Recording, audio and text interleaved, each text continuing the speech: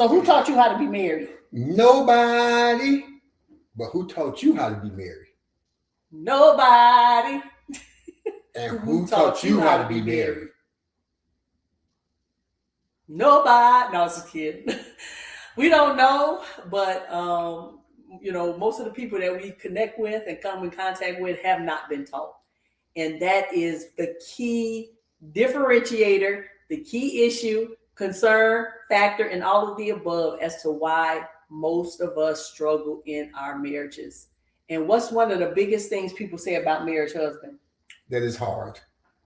They say it's hard. And you know why it's hard? Because why? Because you wasn't taught how to be married. So if I showed up at your job and just sat down and I tried to do what you do for your place of business and work, would I find it pretty difficult? If I didn't know how to drive a car and just got in there and started doing stuff, would it be pretty hard to figure it out? Yes.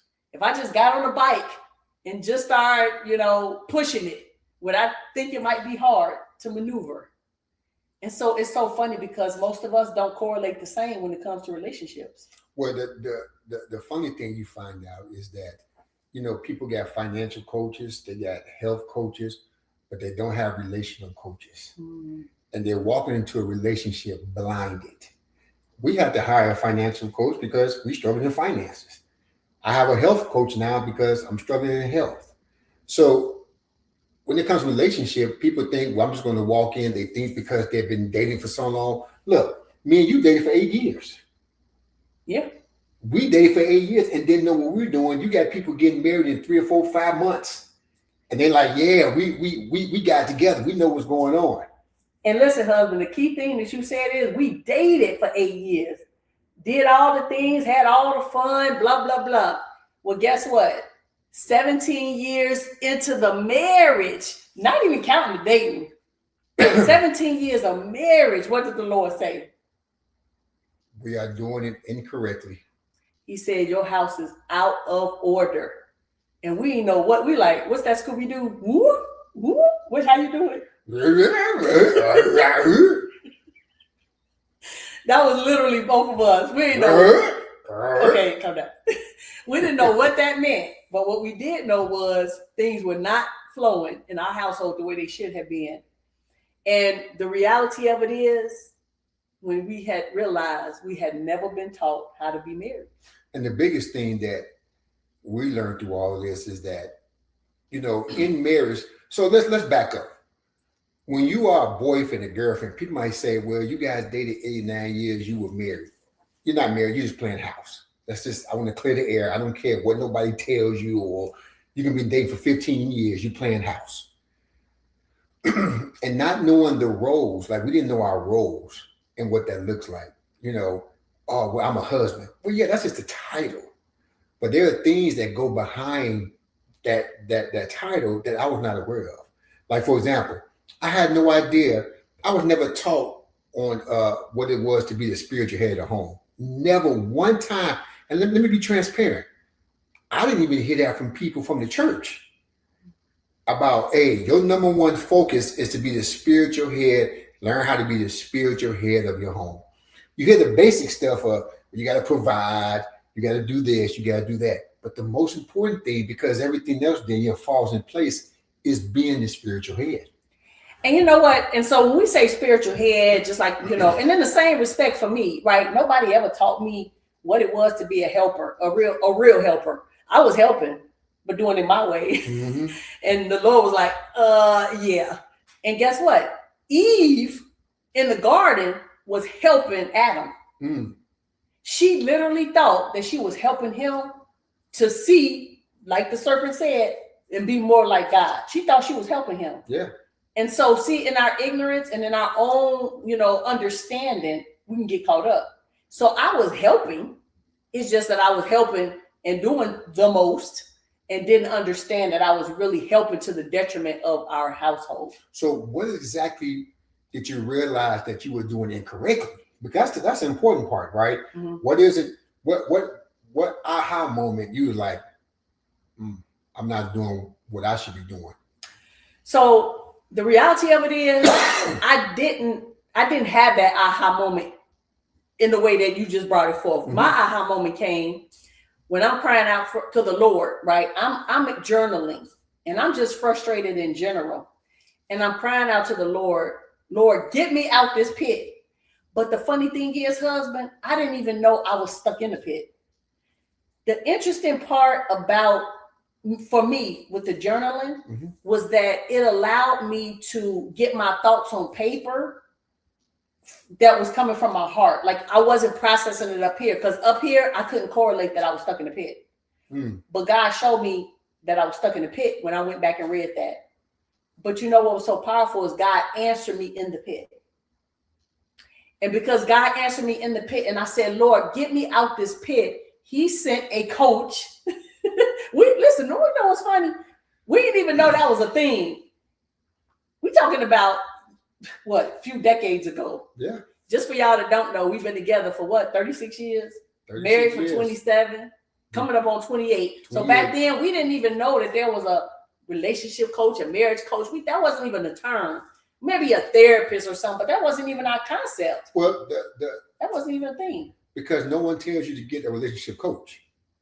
Everyone talks about every other coach except relationship coach, because again, like I mentioned, we thought we knew what we were doing. And like I said, when we dated for 8 or 9 years, I mean, you couldn't tell us anything. We were like, hey, we know what we're doing. We're going to get married and we're just going to continue what we were doing while we were dating. Yeah. And so the challenge with that was when God sent the coach to say, this is what the issue is. Was you receptive? No, I was not interested at all. And why?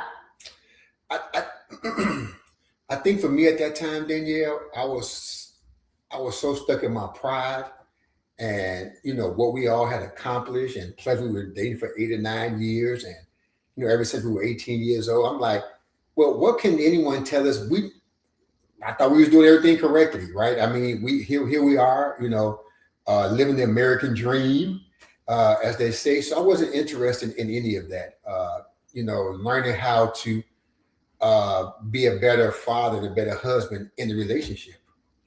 Yeah, and so, but on the other hand, I was the one frustrated the most. Not that you wasn't frustrated, but you know, you just found what they say, you was comfortable on the nail.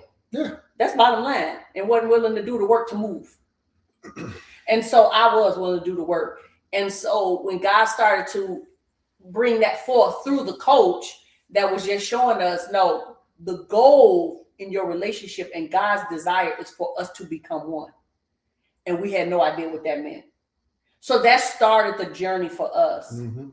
But the reality of it is, people are suffering, husband, because they literally haven't been taught. But I think it's important, Danielle.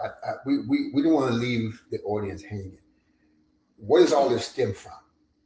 Why were you in a position? What happened in your childhood that put you in a different mindset and going into a relationship? Yeah, it was the upbringing that I had. That, you know, I grew up, both my parents. I mean, not both my parents, but my parents got divorced. But I was like a teenager. I mean, I was a young adult. So it wasn't like, you know, but I grew up in that dysfunction. So I grew up in an unhealthy environment in the sense that I wasn't taught how to be in a godly relationship, right? And so growing up, I saw things and experienced things that I knew I was not going to allow in my own marriage. And a large part of that stemmed from, like, you know, my mother staying for financial security. And I just established at a young age, like in my teens, like 10, 12 years old, I was going to be the dominating one in the relationship because I was going to secure my future if in the event my future husband was going to, you know, act up. So I'm already going into the relationship with a mindset out of order from the way God established it. But nobody ever course corrected me along the way. It wasn't until 17 plus years into the relationship that God, guess what? Out of my frustration, course corrected me, but had to take me all the way back to the childhood. Now, what about you? Well, my situation was a little bit different. You know, being raised by my grandparents, my biological parents had me at a very young age, 15 and 16. My grandfather owned a security company, and you know, my grandmother, who I call my mom, kind of raised us, and you know, she was always home from school, and but being the only boy, when they say spoiled, when you look at the definition of spoiled in the dictionary, you see my face. I was the first boy on both sides of the family. So I'm the oldest of the cousins. So for 4 or 5, 6 years, it's just me. So I'm getting everything done for me. They're washing my clothes, they're cooking, they're doing all these things. So in my mind, I'm thinking, oh, this is how life's supposed to be. Now, don't get me wrong. I think that Danielle, when I think back, you know, back in those times, my grandmother was a stay-at-home mom, similar to yours. So she cooked and all that, but it went to the extreme, right? It wasn't just cooking and being there for your kids. It wasn't allowing your kids to grow up in those ages. So, you know, you're cleaning their clothes, you're doing all that at 2, 3, 4, 5 years old. But when they start getting 7, 8, 9 years old, you should be teaching them how to do these things. Oh, how about 18? Well, it never changed. So 7, 8, 9, 10, 11, 12, Danielle taught me how to wash clothes. And again, and the funny thing, and this is for the fellas, the funny thing me and my friends used to always say, which was funny, was we want to marry somebody just like our mother. That was always, because I knew, I mean, I love my mother to death like most men do, but she did everything, but she did too much. So when I met Danielle, all you did is what? Too much. I stepped right in the You road, stepped right in in that the shoes. She became my mother, right? At the end of the day, wash it, you know, teach me how to wash. Things. Look, even taking meat off the chicken bone. Now, what? Listen, and you might be saying, "What do you mean taking right? Cringy. meat? I cringe now. Taking meat off the chicken bone." That was my. As silly as it sounds for me, I didn't like eating chicken off the bone. So it was more of just, I guess, putting it off. It was my over serving, right? It was my overdoing it, right? And so, yeah, but it was me trying to navigate a space that I didn't know. Mm-hmm. I was trying to serve my husband and submit to my husband and do the things. But because I didn't have anybody teaching me, I was just doing stuff. Mm-hmm. And what were you doing? Sitting back enjoying it. And well, that's true. I was gonna say doing stuff, but you're right. You really wasn't doing much except going to work and bringing home the check, which I appreciated. But that's why we were stuck, because you wasn't in the rightful position to lead. But even if you had stepped into that role, I would not have even understood how to relinquish control without God teaching me my role. And so that is also another critical part of it. I think helping each other understand. Yeah, we have to allow space for us to grow in our role when we know what it is. Yeah, I think that's an important part, because like some of the people we coach, because the man doesn't know how to lead. And let me kind of break that down, because there could be some men watching this and say, well, I'm the leader of my home. Again, I promise you, if I talk to you'll realize you're not. We're talking about from a spiritual nature. We're not talking about from you going to work, bringing home a check. That's easy. That's just the gist of a man working. We're talking about leading your family spiritually, praying over your family. 99.99, I'm gonna say 100% of the men that I coached never understood how to lead their family spiritually. So again, to that point of saying, okay, well, what does this look like? How do I start to understand to get my wife? And it goes back to what we said earlier, being in your rightful position, right? Being God created you to be the helpmate, not the leader, right? He created Adam. That's Bible, right? He created Adam first, and teaching a woman through a spiritualness how to submit. I know it's a curse word, right? People are like, well, but it's not a curse word, but the world has made it such because they've distorted what God's intention was. So yeah. And again, it's just getting men to understand that we're talking about spiritual leadership. We're not talking about you being a manager of your company. We're not talking about that. We're talking about spiritual leadership. And again, that's something that we all have to be taught what that looks like. It's unfortunate that some churches lack that type of teaching and helping men understanding what that looks like. Yeah, and when you say spiritual leadership, just to touch on that, it's learning how to be led by Jesus. Correct. That's the part that you got Submit to to talk. Jesus. Like the 3 words he gave me years ago. He said SOS: submit, obey, and sacrifice. To him. To him. Not to the wife, which That's is the what first. you was Because doing. remember, Adam and God had a relationship first.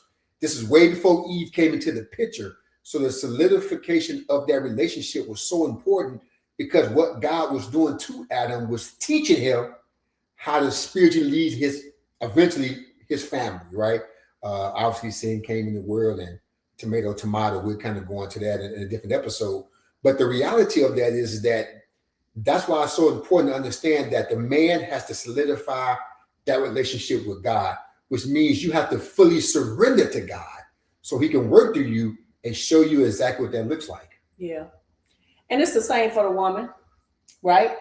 God had to help me. And because you were not willing, and this is important, because you may be here watching this alone and be like saying, man, I wish my spouse could hear him, or I wish he could hear her, and I wish he could understand, or she could understand. The reality of it is, I was being coached in this space, with the relationship coach a good year and a half before my husband even ever considered the conversation. So God only needs one willing party. He would desire both. But at the end of the day, because we are one in the spirit, then God can definitely, do the mighty work with one willing vessel. And we got to allow him the room to do so. And that was our story. And to your point, to all the women, let me tell you how bad it was for me. It took me a year and a half to get on board. So when my wife, to your point, right, I think it's important to let them know that. And to the men, sometimes the men are the one that step out and want to fix their marriages. I'm just sharing where I was, right? It took me a year and a half. I was not interested. I want to make myself perfectly clear. Let me kind of adjust here, because I want to make myself perfectly clear. I was not interested in upsetting the apple cart. I was prideful. I was so prideful. I told my wife to disobey God and obey me, because I thought what we had built was exactly what the world wanted us to have. We did it, right? We were here. So what's there to fix? And I think my wife, when I think back to time, I'm glad she was the one to step out there, because if she didn't, we wouldn't, I ain't gonna say probably wouldn't be here. We wouldn't be here now. I'm just gonna be transparent with you, because at some point, if you don't start to focus on your relationship, multiple things happen. It just starts to implode inside. And what happens is that we probably would have stayed together just enough for the kids to get grown and get on their own, and probably went our separate ways. Because at that point, if we didn't walk this out, or she didn't start to walk this out first, then we would just been roommates. If that meant, some of you guys are married, you're just roommates. You just you're passing each other, right? You don't spend time with each other. As soon as the kids get old enough to go, that's what happened to us, right? As soon as my siblings got old enough, boom, divorce came through my family, right? But I want to encourage you, because it was my wife building that relationship and starting to focus on her relationship with God that it allowed her to be at peace while I was acting the fool, and then he started to work on me. And that's important for us to understand, because you say, well, if she's not doing anything or he's not, I'm just going to give up. No. You work with God and let God do the work. And I'm gonna say, guess what? That's a great place to end, because we said a lot, but that is really the magnitude of it all. Literally learning how to trust God, yes, and walk by faith and not by fear. Mm-hmm. And we would definitely, continue to compile and continue to build on this. But that was a perfect place to end, because it was a lot, but it was my love for Jesus that was my driving force, and my desire, obviously, to be with my husband. But sometimes we can be in such a painful place that we get to a place that we dislike our spouse enough that we throw up our hands and call it quits. Mm-hmm. But my desire and yearning to please the Lord is what drew me. And that's the desire that God has for you. So as you are desiring that relationship and connection with your spouse, God is desiring that even more for you as his child. Yes. And so that's where God can come in and do a mighty work that you have no idea. When as you hear our story, it will unfold. And so so we appreciate you for tuning in. Hopefully this gives you some encouragement, give you some insight, help you to kind of, reconsider some things going on in your relationship. Mm-hmm. And to guess what? Give yourself a pass. Whatever your relationship and the situation it might be in, give yourself a pass to just know you trying to hold your spouse accountable and yourself accountable for stuff that you do not know and have never been taught. So at least give yourself a moment to breathe, to say, wow, maybe he really didn't mean to hurt me, because guess what? He may not have known. Maybe she really doesn't know that she disrespects me all the time. But guess what? She has probably not been taught on what it really looks like and how to course correct. Mm-hmm. And so we just want to help you, encourage you that guess what? Go ahead, subscribe, like our video. Make sure you set your notifications so you won't miss an episode, because we want to be here to help you on your journey. And so we just want to encourage you that you are not alone, because we are all walkers united in Christ. And we'll see you next time.